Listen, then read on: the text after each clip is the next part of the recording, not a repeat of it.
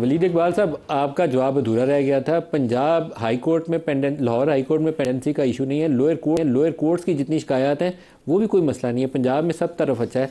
सिर्फ मसला Islamabad high court और सुप्रीम कोर्ट का, इस्लामाबाद में खराबी है, यहीं से मसला है। इसी से तो नज़र आता है ये बदनीयती जो है इस गवर्नमेंट की। मैं आपको बता दूं जी, जो मौजूदा चीफ जस्टिस साहिबा हैं लाहौर हाई कोर्ट की, उन्होंने एक ऑडिट, और ये पहली दफ़ा तारीख में ऐसा ऑडिट हुआ है इतने वसी पैमाने पर पूरे पंजाब भर में। 1.4 मिलियन 14 लाख से ज़्यादा पेंडिंग केसेस हैं पंजाब की जुडिशरी में।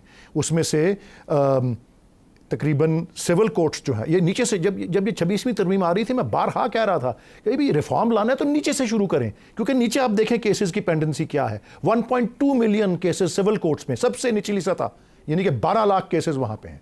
और फिर डिस्ट्रिक्ट कोर्ट जो उससे ऊपर आता है वहाँ तकरीबन 2 लाख है। और फिर उससे ऊपर लाहौर हाई कोर्ट है, वहाँ 1,03,000 केसेस जो हैं इस ऑडिट में। ये भी 1 महीना पहले ये हुआ है ऑडिट, और उसमें से 1,03,000 जो लाहौर हाई कोर्ट में केसेस पेंडिंग हैं, उसमें 66,000 प्रिंसिपल सीट लाहौर पे हैं, जिसमें 12,000 सिविल हैं, 25,000 क्रिमिनल हैं, 26,000 रिट पिटिशंस हैं, और 2,500 कमर्शियल और टैक्स के जो हैं वो केसेस हैं। लेकिन एक दिलचस्प बात जो मैं बताना चाह रहा था आपको वो ये कि लाहौर हाई कोर्ट की सैंक्शनड स्ट्रेंथ जो है वो 60 जजेस की है, और ये 25-30 साल 40 साल से ऐसे है, और 25-30 साल 40 साल जिसमें यही लोग हुकूमत करते रहे हैं।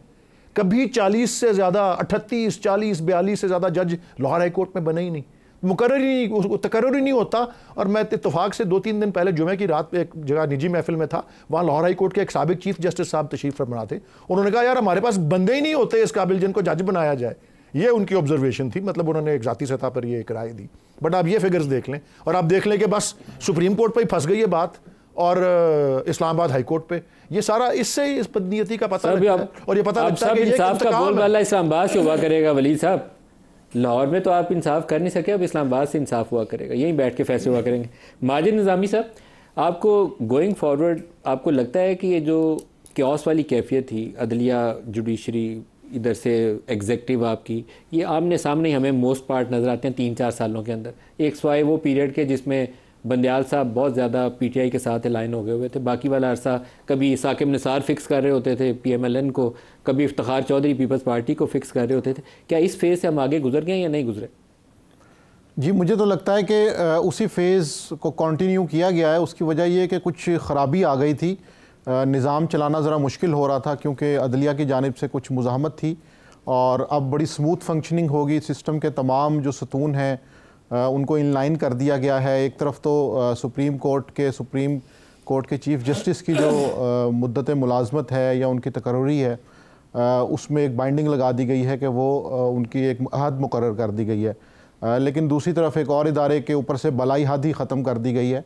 तो इससे पता चलता है कि मुस्लिम लीग नून किस तरीके से मेरा ख़्याल है कि खिदमत और सहूलत का जो सफ़र है उसको जारी रखे हुए है, और इस तरह से अगर तरक्याती मंसूबों पे अमल दरामद किया जाता रहा तो मेरा ख़्याल है सिस्टम में कोई ऐसी गुंजाइश नहीं रहेगी कि सिस्टम के हवाले से कुछ सवालात मौजूद हों। तो बड़ा स्मूथ मेरा ख़्याल है कि अब सफ़र होगा, उसकी वजह कि जो उसमें गुंजाइश थी या जो मसाइल सर आपने माजिद निज़ामी साहब, आपने अभी ना नवाज शरीफ का वो अमेरिका बरतानिया पता नहीं कहाँ जाके उन्होंने बयान दिया पीआईए के हवाले से, वो आपने बयान नहीं सुना, नहीं तो आपको अंदाज़ा हो कि वो कितना दर्द रखते हैं और कितना पोटेंशियल मौजूद है मामला को दुरुस्त करने के हवाले से।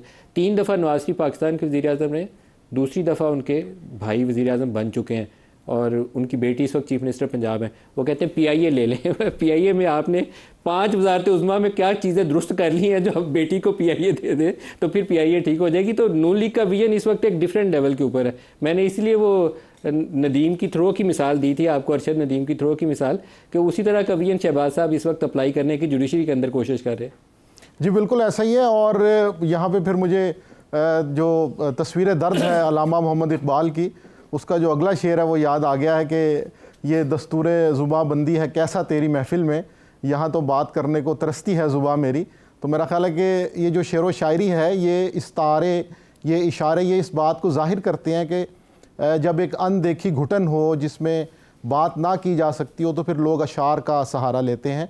और अभी मुस्लिम लीग नून को ये समझना चाहिए कि उनके साथ जो कुछ होता रहा, अब वो उसी के अंदर मुआवनत कर रहे हैं। तो हो सकता है कि कल को उनके साथ भी कुछ ऐसा हो।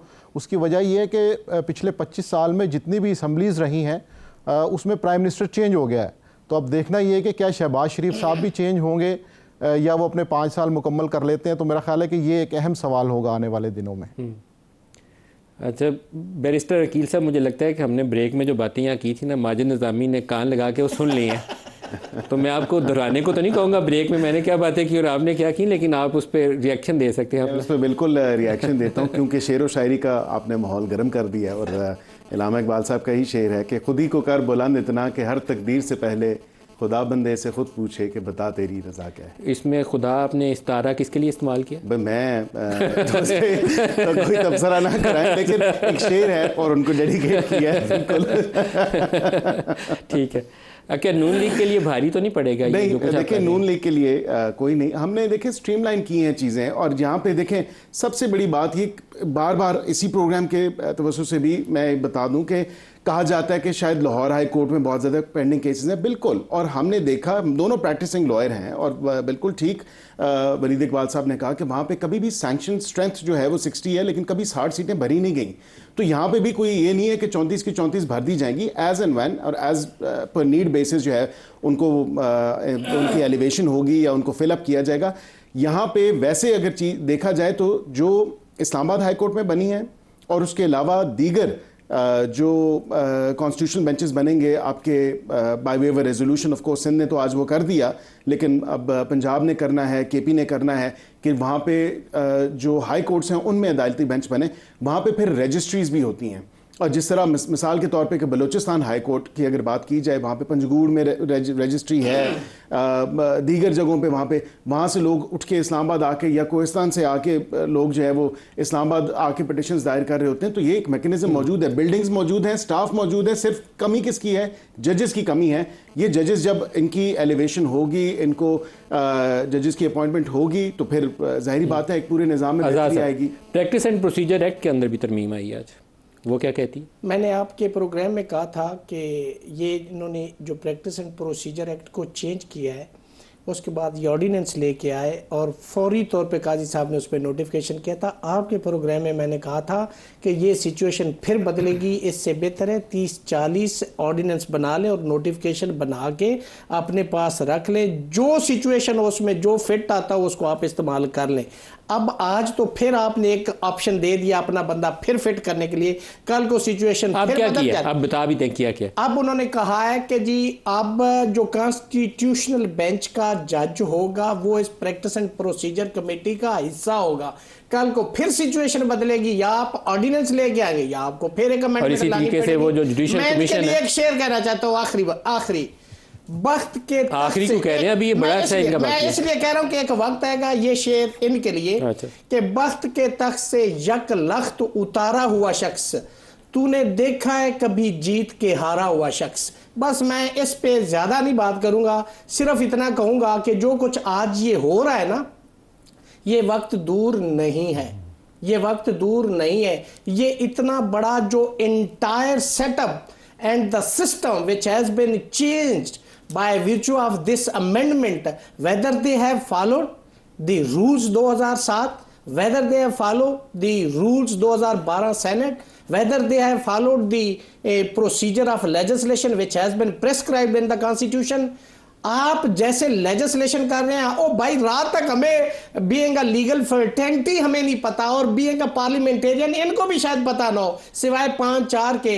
और आपने इधर से ला के इधर से यस और नो में करके आपने आइन और एक्ट और पता नहीं क्या क्या आपने आजाद साहब, अगर सुप्रीम कोर्ट में कुछ चैलेंज वैलेंज हो जाए और सुप्रीम कोर्ट पूछ ले कि लाइए कौमी असम्बली की बहस की तफसील हमें दीजिए, तो ये क्या पेश करेंगे? मिनट्स और पता होता क्या कि पहले आपने ये लेजिस्लेशन पहले आपने काबीना से पहले काबीना से आपने करवानी, फिर आपने सेक्रेटरी के पास बिल जमा करवाना है अलॉन्ग विद एजेंडा, और फिर तमाम मेंबरान को देना है, फिर उस पर डिबेट होनी है, फिर आउटपुट होनी है, फिर आप वापस स्टैंडिंग कमेटी को भी भेज सकते हैं, फिर सेनेट में जाएगा, फिर वहां से एडिशन ओमिशन के साथ दोबारा पोर्ट होगा। ये प्रोसीजर है। अगर 5 लोगों ने बैठ के पॉलिटिकल पार्टीज के हेड ने करना है तो बाकी पार्लियामेंटेरियन को घर भेज दे। आपने क्यों गवर्नमेंट टैक्स चक्कर पे उनको बोझ बनाया हुआ है? ये गरीब आवाम उसको बर्दाश्त कर सकती? आपने उस प्रोसीजर को फॉलो करना है, true sense which has been laid down in the constitution।